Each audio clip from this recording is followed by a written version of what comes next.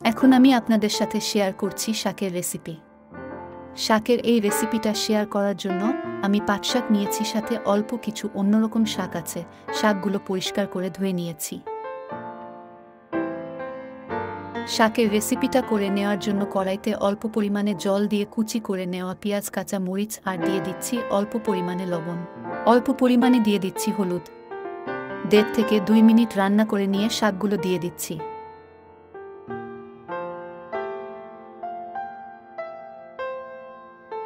ঢাকনা দিয়ে ঢেকে দিয়ে শাকগুলো খুব ভালো করে সিদ্ধ করে নিচ্ছি।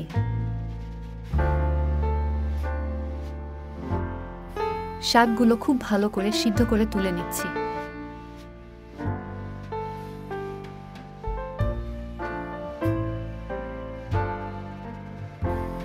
কড়াইতে তেল দিয়ে পেঁয়াজ কুচি থেতু করে নেওয়া রসুন আর কাঁচা মরিচ দিয়ে বেশ অনেকটা টাইম বেজে নিয়ে সিদ্ধ করে নেওয়া শাকগুলো দিয়ে দিচ্ছি।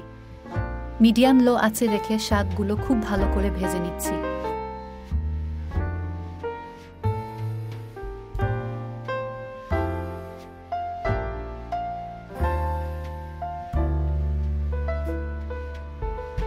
এই রেসিপিটি দেখে তোমাদের কেমন লেগেছে অবশ্যই কমেন্টস করে জানিয়ে দিবে। ভালো লাগলে লাইক করবে, শেয়ার করবে এবং সাবস্ক্রাইব করে আমার চ্যানেলের সাথেই থাকবেন।